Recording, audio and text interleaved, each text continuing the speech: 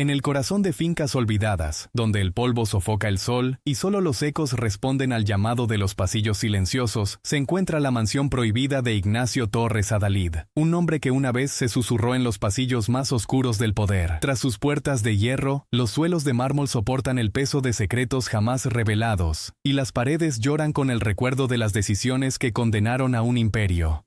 Este es un lugar donde la historia fue enterrada, no registrada, y donde la verdad aún aguarda en las sombras. La mansión sigue en pie, no preservada ni restaurada, simplemente perdura. Sus puertas ya no resisten la entrada, pero pocos deciden cruzarlas. Escalones de piedra se curvan bajo décadas de abandono, y las ventanas miran hacia afuera como ojos impasibles, fijos en una ciudad que avanza sin explicación. Esta casa nunca tuvo un final apropiado. Su silencio se siente deliberado, como si la historia misma dudara aquí, insegura de si la verdad interior debería ser perturbada alguna vez. Antes de la mansión, antes del silencio, había un hombre construyéndose cuidadosamente. Ignacio Torres Adalid no emergió de la oscuridad por accidente. Fue moldeado por el privilegio, educado en salas donde las decisiones se tomaban en silencio y las consecuencias eran asumidas por otros.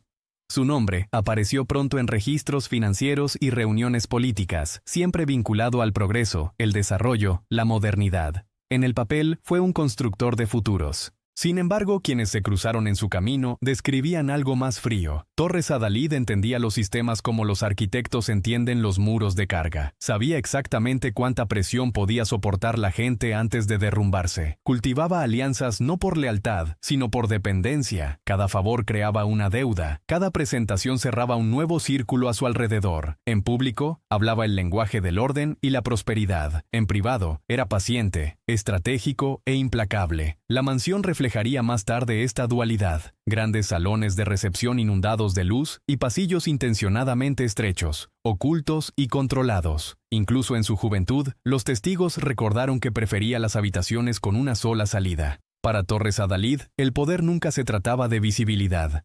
Se trataba de control del movimiento. A medida que su influencia se expandía, también lo hacía su necesidad de distanciarse de sus rivales, de la responsabilidad, de los recuerdos. La mansión fue concebida no solo como residencia, sino como un refugio, una frontera física entre él y la inestabilidad del mundo exterior. Lo que comenzó como ambición se fue consolidando poco a poco hasta convertirse en algo más defensivo, más hermético. Para cuando su nombre adquirió peso real, ya era difícil rastrear dónde terminaba su autoridad y dónde comenzaba el miedo. Y en los archivos más silenciosos de la ciudad, empezaron a aparecer pequeñas lagunas.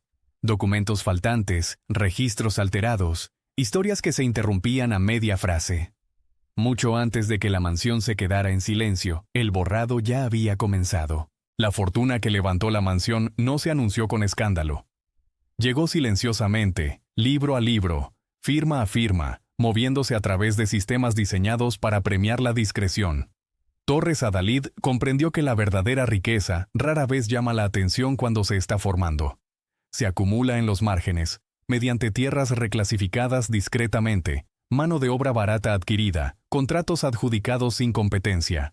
Nada ilegal a primera vista, nada lo suficientemente visible como para cuestionarlo. La mansión se alzaba como la prueba más tangible de ese éxito. Piedra importada, escaleras talladas a mano, herrería elaborada por artesanos que jamás verían sus nombres grabados. Cada material fue elegido para transmitir permanencia. No extravagancia, sino inevitabilidad. Esta casa estaba destinada a perdurar a pesar de las críticas, los gobiernos e incluso el recuerdo. Su escala era deliberada, lo suficientemente grande como para intimidar, lo suficientemente sobria como para evitar la envidia.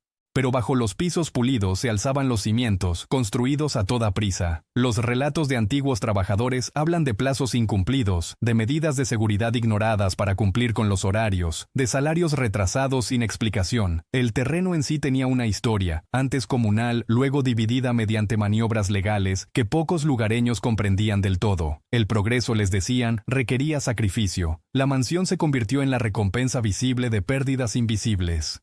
En el interior, las habitaciones estaban organizadas con una jerarquía inquebrantable. Amplios espacios para los huéspedes. Estrechos pasillos de servicio para el personal. Puertas que se cerraban solo por un lado. Incluso la arquitectura reforzaba una filosofía. Algunas vidas estaban destinadas a circular libremente, otras solo a pasar desapercibidas. La casa funcionaba exactamente como su dueño, eficiente, elegante e indiferente a quienes la consumían. A medida que la mansión se acercaba a su finalización, Torres Adalid organizó reuniones para anunciar la llegada. Los políticos admiraron la artesanía. Los financieros elogiaron la moderación. Nadie preguntó cuántas manos se habían derramado para alisar el mármol, ni cuántas firmas se habían obtenido para asegurar el terreno. La casa fue celebrada como símbolo de estabilidad en una época inestable. Sin embargo, la estabilidad construida de esta manera conlleva peso. Presiona hacia abajo, y lenta, casi imperceptiblemente, la mansión comenzó a asentarse, no solo en el suelo, sino en algo más frágil. La riqueza que la sustentaba dependía de sistemas que podían cambiar de la noche a la mañana, y cuando lo hicieran, los mismos cimientos que debían asegurar su legado comenzarían a mostrar sus grietas. Desde el exterior, la mansión presenta simetría y sobriedad. Pero una vez dentro, su verdadero diseño se revela lenta e intencionadamente. Las habitaciones no fluyen naturalmente, sino que dirigen. Los pasillos se estrechan sin previo aviso, los techos se bajan lo justo para inquietar, las puertas aparecen donde uno no las espera y desaparecen donde deberían. Esto no fue una floritura arquitectónica, fue una estrategia plasmada en piedra. Ciertas habitaciones estaban insonorizadas mucho antes de que tales precauciones fueran comunes. Otras estaban ubicadas lejos de las habitaciones del servicio, accesibles solo por rutas indirectas. Los invitados eran guiados con cuidado, sin permitirles deambular. Las reuniones se celebraban en habitaciones sin ventanas, iluminadas con luz controlada, donde el tiempo parecía suspendido. La casa no solo albergaba conversaciones, sino que las moldeaba. Decidía quién se sentía dominante y quién expuesto. Escaleras ocultas conectaban las oficinas privadas con salidas exteriores. Registros posteriores insinuaron que estos pasadizos se utilizaban durante negociaciones delicadas, momentos en los que la discreción primaba sobre el protocolo. La mansión funcionaba como una extensión de la mente de Torres Adalid, compartimentada, a la defensiva, siempre preparada para la retirada. Aquí el poder no se exhibía, se controlaba. El primer giro surge en los archivos municipales décadas después. Los planos presentados a las autoridades no concuerdan con la estructura actual. Salas enteras faltan en los registros oficiales. Hay paredes donde no deberían estar. Se añadieron espacios tras la aprobación, de forma discreta, legalmente ambigua, deliberadamente sin documentación. No se trataba de mera vanidad, sugiere una preparación para el escrutinio, para el secretismo, para actos que nunca se pretendía presenciar. Lo que se había celebrado como una residencia privada, ahora parece algo completamente distinto. Un entorno controlado, diseñado para neutralizar la imprevisibilidad. Un lugar donde se podía ejercer influencia sin dejar rastro. La mansión no se construyó para impresionar a la sociedad, sino para proteger a su dueño. Y una vez que esa comprensión se asienta, la casa se siente diferente. El silencio se profundiza. Cada puerta parece intencionada. Cada sombra parece colocada. La pregunta ya no es qué sucedió aquí, sino por qué se invirtió tanto esfuerzo en asegurar que, oficialmente, nada sucediera. Ninguna estructura, por muy cuidadosamente planificada que esté, permanece a salvo de la presión. Las primeras señales fueron sutiles. Un pago retrasado por aquí, una reunión pospuesta por allá. El nombre de Torres Adalid, una vez pronunciado con seguridad, comenzó a generar dudas. Los vientos políticos cambiaron, y las alianzas que lo habían sostenido requerían más mantenimiento, más concesiones. Resultó que el poder exigía un mantenimiento constante. Dentro de la mansión, el mantenimiento se ralentizó. El personal se redujo discretamente. Ciertas salas se cerraron con el pretexto de una renovación que nunca se llevó a cabo. Los suelos de mármol perdieron el brillo donde antes pulirlos era rutinario. Las lámparas de araña permanecieron apagadas, no por descuido, sino por cálculo. Cada gasto se reconsideró, cada movimiento pesaba. La casa, que antes era una declaración de inevitabilidad, comenzó a sentirse cautelosa. Externamente, sus rivales percibieron vulnerabilidad. Investigaciones, al principio extraoficiales, comenzaron a enredarse en sus empresas. Se reexaminaron los contratos de tierras. Se cuestionaron las prácticas laborales. No surgió nada definitivo, pero el escrutinio en sí mismo fue perjudicial. Torres Adalid respondió refugiándose más en la mansión, limitando las apariencias y delegando a través de intermediarios. La distancia, antes una herramienta de control, se convirtió en un escudo. Arquitectónicamente, la mansión reflejaba este refugio. Los espacios diseñados para reuniones no se usaban. Las habitaciones insonorizadas no servían para nada sin voces en su interior. El polvo se acumulaba con mayor densidad en los lugares construidos para el secreto. La casa seguía en pie, aún imponente, pero había empezado a sentirse vacía, como un caparazón que protegía algo ya desaparecido. Los más allegados a Torres Adalid también notaron el cambio en él. Se volvió menos paciente, más desconfiado. Las reuniones se acortaron. La confianza se redujo. Los mismos pasillos que una vez lo empoderaron ahora parecían confinarlo. Cada salida que había construido apareció de repente como un recordatorio de que escapar siempre era necesario para quienes esperaban el colapso. Para cuando las grietas se hicieron visibles al exterior, el daño ya era estructural, no en la piedra, sino en los sistemas que la sostenían, y a medida que la mansión se sumía en un silencio más profundo, se hizo evidente que la mayor amenaza ya no era la exposición, sino la lenta comprensión de que el poder, antaño absoluto, ya no tenía garantía de volver. Mientras la mansión se replegaba sobre sí misma, las consecuencias de su auge se hicieron inevitables más allá de sus muros. Los trabajadores despedidos sin explicación regresaron a barrios ya agobiados por la escasez. Las familias que antes dependían de los salarios de la finca aprendieron lo rápido que podía evaporarse la prosperidad. Para ellos, el declive de Torres Adalid no fue abstracto, fue inmediato, práctico e implacable. Antiguos sirvientes hablaron más tarde del silencio impuesto por la necesidad. Hablar era arriesgar un trabajo futuro, recordar era revivir la vulnerabilidad. La mansión había funcionado sobre capas de invisibilidad. Quienes limpiaban sus pasillos nunca debían ser vistos, al igual que quienes se beneficiaban de su riqueza nunca debían ser reconocidos. El progreso había sido selectivo, la estabilidad condicional. La comunidad circundante también cambió. Los pequeños negocios que habían prosperado gracias a la demanda de la mansión cerraron uno tras otro. Las propiedades indirectamente vinculadas a las empresas de Torres Adalid fueron abandonadas o confiscadas. Lo que se había presentado como desarrollo urbanístico solo reveló su verdadero costo después de que el dinero se desplomara. La mansión permaneció. La estructura de apoyo, no. Dentro de la finca, el desequilibrio era inconfundible. Habitaciones que antes eran atendidas por muchos, ahora eran mantenidas por pocos. El trabajo se intensificó a medida que la remuneración disminuía. La casa seguía exigiendo perfección, aunque ofreciera menos a cambio. Se convirtió en un lugar donde se exigía esfuerzo sin promesas, reflejando el sistema general que la había sustentado.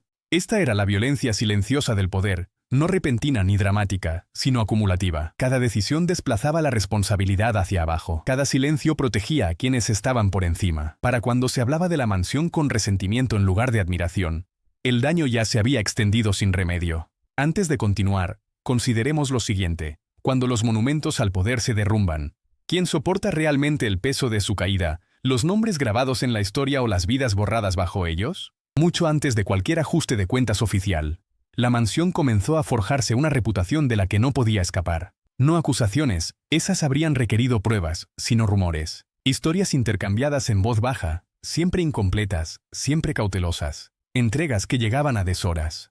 Reuniones que se alargaban demasiado en habitaciones a las que nadie podía entrar después. Invitados que nunca eran vistos salir por la misma puerta por la que entraron. La propia mansión se convirtió en partícipe de estos rumores. Sus alas cerradas sugerían actividad en lugar de abandono. Se reportaron luces donde no debería haber ninguna. Los guardias desestimaron tales afirmaciones, pero los horarios mostraban lagunas inexplicables. Incluso cuando Torres Adalid se retiró de la vista del público, la casa parecía inusualmente alerta, como si todavía se usara para fines que nadie quería mencionar. El giro surge a través de testimonios registrados años después. Múltiples relatos, de fuentes no relacionadas, describen las mismas habitaciones, los mismos procedimientos, las mismas instrucciones. Esperar, escuchar, no preguntar. Ninguna de estas declaraciones probaba un solo delito, pero juntas formaban un patrón demasiado consistente como para descartarlo. La mansión había funcionado como un filtro, decidiendo qué conversaciones salían a la luz y cuáles se perdían en el silencio.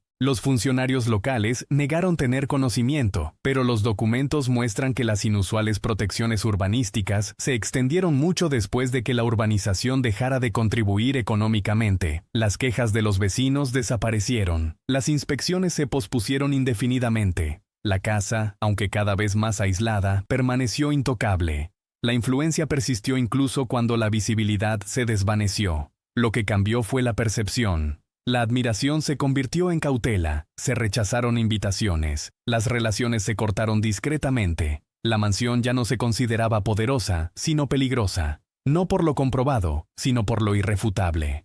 Su silencio se volvió sospechoso, su resistencia, inquietante. Y en ese cambio, la casa cruzó un umbral. Dejó de ser una residencia o incluso un símbolo de riqueza. Se convirtió en un contenedor de preguntas sin resolver. Un lugar que la gente aprendió a evitar, no por miedo a los fantasmas, sino por temor a que las paredes recordaran más de lo que nadie estaba preparado para oír. El poder rara vez anuncia su partida, se desvanece fragmentado, en llamadas sin respuesta y promesas pospuestas. Para Torres Adalid, el colapso no llegó con arrestos ni deshonra pública, sino con ausencia. Las invitaciones dejaron de llegar, las reuniones se cancelaron sin explicación. Decisiones que antes esperaban su aprobación, se tomaron sin ella. La influencia, antes asumida, ahora debía solicitarse, y a menudo se le negaba. La ruptura final se produjo silenciosamente. Un realineamiento político modificó protecciones que habían permanecido incuestionadas durante mucho tiempo. Nuevos nombres reemplazaron a los antiguos. Se reabrieron expedientes no por justicia, sino por conveniencia. Lo que se había tolerado se volvió prescindible. Torres Adalid descubrió lo que muchos antes que la habían aprendido demasiado tarde. El poder solo es leal a sí mismo. Esa noche, la actividad dentro de la mansión se disparó por última vez. Los registros muestran movimientos inusuales, personal despedido abruptamente, vehículos que partieron después de la medianoche, documentos sustraídos de oficinas privadas. Todo lo que se pudo llevar fue tomado. Todo lo que no se pudo, se dejó atrás. A la mañana siguiente, la casa seguía en pie, pero su propósito se había desvanecido. Los vecinos notaron el cambio de inmediato. Las puertas permanecieron cerradas más tiempo de lo habitual. No había luces en los pisos superiores. La mansión ya no proyectaba control, solo vacío. Se redujeron los guardias y luego desaparecieron por completo. La finca, antes aislada del mundo exterior, quedó repentinamente expuesta a él. Esto marca el segundo gran cambio en la historia. La mansión no cayó por la fuerza ni por revelación. Fue abandonada por relevancia. Los sistemas que la habían protegido simplemente siguieron adelante, dejándola varada en el tiempo. La influencia se evaporó más rápido que la riqueza, y sin ella, la casa se volvió indefendible. Lo que quedó fue una estructura llena de objetos desprovistos de significado, escritorios sin autoridad, salas sin negociaciones, pasillos sin salida. Y en el silencio que siguió, la ciudad empezó a comprender que lo que ocurría tras esos muros ya no estaba bajo control. Simplemente, estaba allí. Tras el derrumbe, la ciudad se adaptó con una velocidad asombrosa. Las calles alrededor de la mansión volvieron a la normalidad.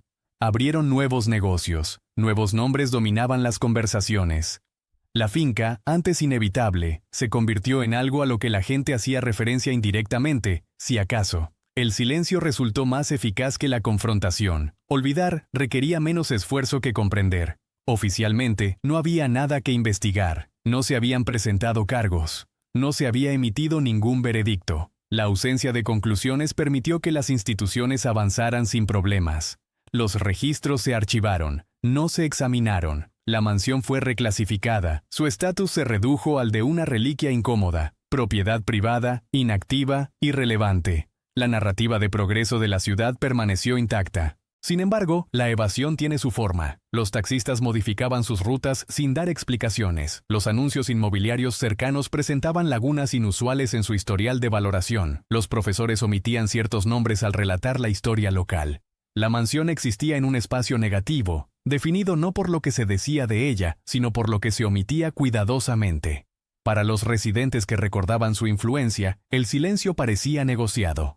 Todos comprendían el acuerdo tácito. El pasado permanecería intacto mientras se mantuviera en silencio. La casa no fue demolida, ni preservada, ni reutilizada. Simplemente se dejó que se desmoronara tras puertas cerradas, un compromiso entre la eliminación y la rendición de cuentas. Esta decisión colectiva tuvo consecuencias. Al negarse a confrontar lo que representaba la mansión, la ciudad permitió que los mitos reemplazaran los hechos. La especulación llenó los vacíos donde debería haber habido documentación. Con cada año que pasaba, era más difícil acceder a la verdad, no porque estuviera oculta, sino porque nadie la exigía. Antes de continuar, pregúntese esto. Cuando una ciudad decide no mirar atrás, ¿se está protegiendo del dolor o preservando las condiciones que permitieron que tal poder existiera en primer lugar? El tiempo tiene la capacidad de aflojar lo que una vez estuvo herméticamente sellado. Años después de que la mansión quedara en silencio, comenzaron a surgir fragmentos, no por investigación, sino por negligencia. Cajas mal etiquetadas en el almacén municipal, libros de contabilidad archivados en departamentos obsoletos, correspondencia personal publicada junto con bienes no relacionados. Nada dramático por sí solo, juntos inquietantes. Los documentos no describían delitos, revelaban procesos, acuerdos redactados para ocultar responsabilidades, flujos financieros diseñados para parecer circulares y autojustificativos. Cartas que, aunque no llegaban a ser instrucciones, dejaban las expectativas inequívocamente claras. El nombre de Torres Adalid aparecía con menos frecuencia de la esperada, a menudo reemplazado por intermediarios, fideicomisos y comités. La autoridad se difundía con cuidado, como una huella dactilar que se borra al colocarse. Lo más revelador fueron las ausencias. Meses que faltaban en los libros de contabilidad, propiedades listadas sin registros de transferencia, renovaciones aprobadas sin informes de inspección. Estas lagunas se alineaban con demasiada precisión como para ser coincidencia. Las habitaciones sin documentar de la mansión cobraron sentido de repente, no como anomalías, sino como contrapartes físicas de la supresión burocrática. Lo que se había construido en piedra se reflejaba en el papel. Un testimonio destaca. Un exsecretario que describe instrucciones para corregir el cronograma y asegurar que los documentos reflejaran resultados en lugar de procesos. Al parecer, la historia se ajustó a posteriori. No se reescribió, sino que se suavizó. Se volvió presentable. La mansión no solo había albergado secretismo, lo había generado. Sin embargo, incluso cuando estas piezas salieron a la luz, ninguna autoridad se movió para ensamblarlas. No había interés en la reconstrucción. Demasiadas instituciones estaban implicadas por proximidad, por silencio, por beneficio. La verdad estaba disponible, pero era incómoda. La exposición no derrocaría a un hombre, desestabilizaría un sistema que lo había sobrevivido silenciosamente. Y así, los documentos permanecieron donde los encontraron, accesibles, sin examinar, esperando. Al igual que la mansión misma, existían en un estado suspendido, sin ocultarse, sin reconocerse. Prueba de que el pasado no había desaparecido, simplemente se había dispersado con el suficiente cuidado como para que nadie pudiera ser culpado por no haberlo reunido. El cierre definitivo de la mansión no se anunció, no se publicó ningún aviso, no se ofreció ninguna explicación. Un día, las puertas simplemente dejaron de abrirse, y esta vez, no volvieron a abrirse. La naturaleza se instaló silenciosamente. Las enredaderas se deslizaban por la forja. La lluvia se colaba entre las juntas agrietadas y las reparaciones inconclusas. El polvo se asentó con autoridad, reclamando superficies que antes se pulían a diario. Dentro, los objetos permanecían exactamente donde los habían dejado. Sillas apartadas de las mesas en medio de una conversación. Archivos apilados cuidadosamente, jamás recuperados. Un reloj congelado en una hora anodina. La mansión no parecía abandonada por la prisa, sino por el cálculo. Esto no era una huida. Era una retirada. Una decisión de dejar que el tiempo borrara lo que el escrutinio no podía borrar. Con las puertas cerradas, la casa asumió un nuevo rol. Se convirtió en evidencia sin testimonio. Una estructura demasiado intacta para ignorarla, demasiado comprometida para celebrarla. Los conservacionistas debatieron su valor. Los promotores consideraron la demolición, pero luego se retractaron.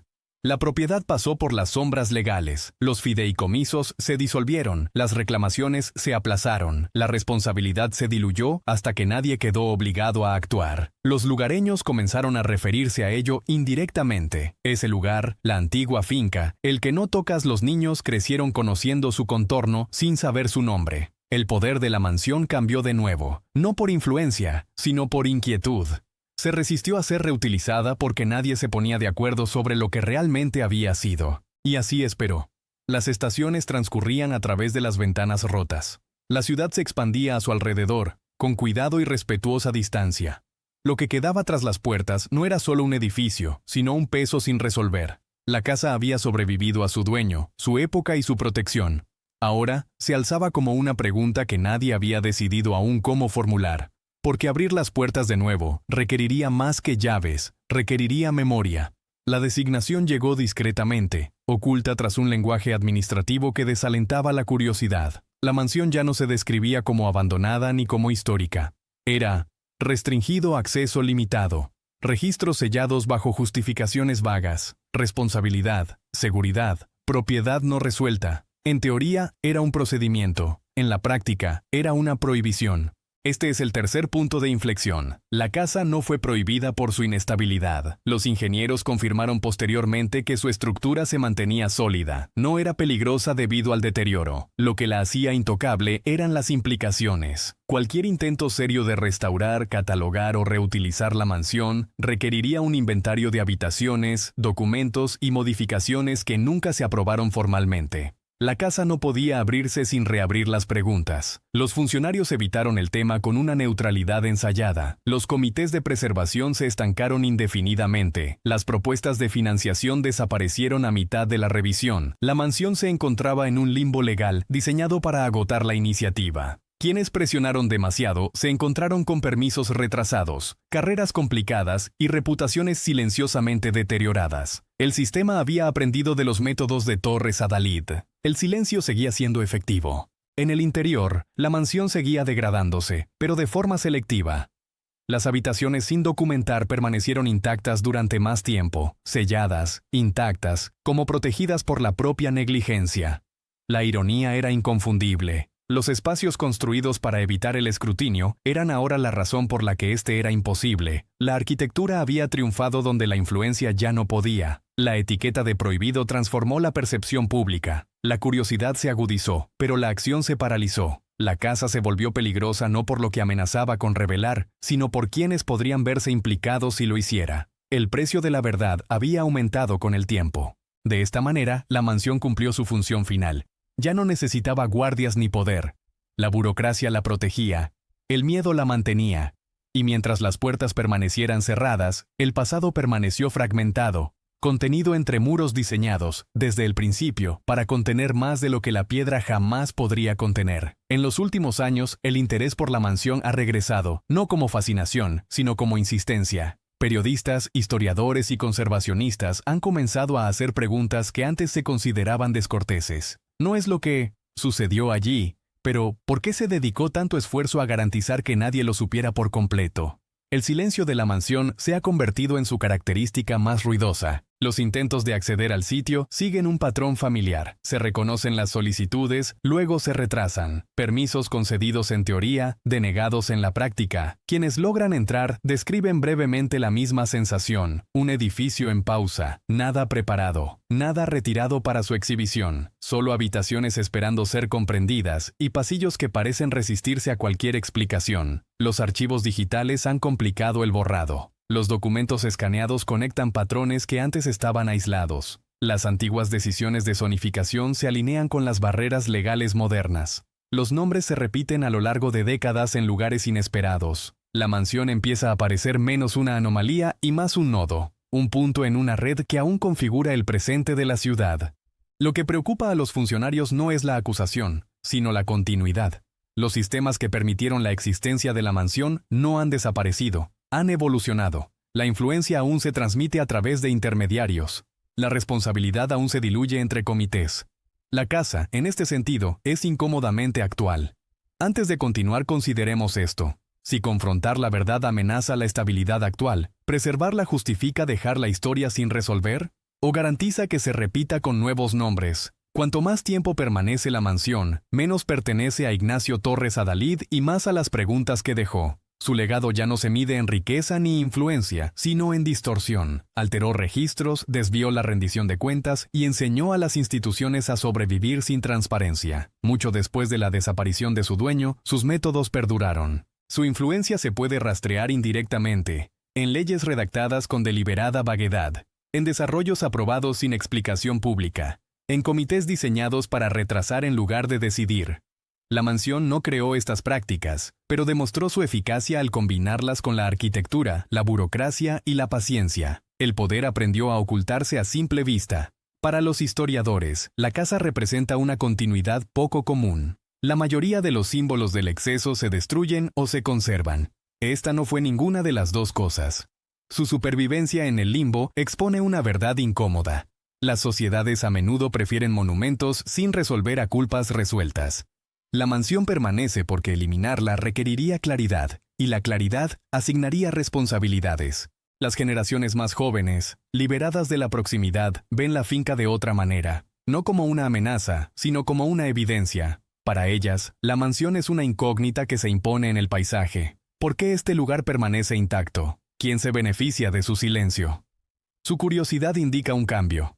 La memoria, una vez suprimida, se está renegociando. Aún así, la resistencia persiste. El precio del reconocimiento sigue siendo alto. Cada intento de contextualizar la mansión se enfrenta a la misma respuesta, una evasión disfrazada de prudencia. Sin embargo, cuanto más se prolonga esa evasión, más claro se vuelve el patrón. El silencio no es neutralidad, es herencia. Y así la mansión continúa su silenciosa labor. No acusa, no revela, simplemente permanece, obligando a quien pasa a elegir entre olvidar con comodidad o recordar deliberadamente. Al final, la mansión no revela un solo crimen, un solo momento de colapso, ni un solo villano. Su verdad final es más silenciosa y más inquietante. Ignacio Torres Adalid no construyó una fortaleza solo para ocultar fechorías. Construyó un sistema que hizo innecesaria la prueba de las fechorías. La influencia sustituyó a la evidencia, la arquitectura sustituyó al testimonio, el silencio sustituyó a la rendición de cuentas. La revelación final es esta: la mansión triunfó, no como hogar, ni como monumento, sino como modelo. Demostró cómo el poder podía aislarse tan completamente que ni siquiera su ausencia requería explicación. Cuando Torres Adalid dejó de ser relevante, la estructura que dejó atrás siguió funcionando exactamente como estaba previsto. Absorbió el escrutinio, agotó la curiosidad, esperó. La tragedia no es que la verdad se ocultara, es que nunca se exigió con la suficiente fuerza como para que saliera a la luz. La mansión se mantiene en pie porque olvidar era más fácil que saber, porque confrontarla requeriría reconocer cuántos se beneficiaron de no hacer preguntas, cuántos sistemas aprendieron a protegerse aparentando inactividad. Hoy, el edificio se deteriora a plena vista, pero permanece intacto. No por su peligrosidad, sino por su precisión. Muestra con claridad cómo se movía el poder en su momento y cómo sigue moviéndose. La mansión no atormenta a la ciudad, la refleja. La historia a menudo nos advierte con fuerza. Esta susurra. Nos pregunta si reconocemos la arquitectura del silencio cuando la volvemos a ver, si entendemos que la corrupción no siempre se anuncia con escándalos, sino con papeleo, paciencia y muros construidos para perdurar más que el recuerdo. La mansión espera, no su restauración ni su ruina, sino una decisión. Y la pregunta que nos plantea es simple y profundamente incómoda. Cuando el poder aprende a desaparecer sin consecuencias, ¿lo llamamos historia o lo llamamos éxito?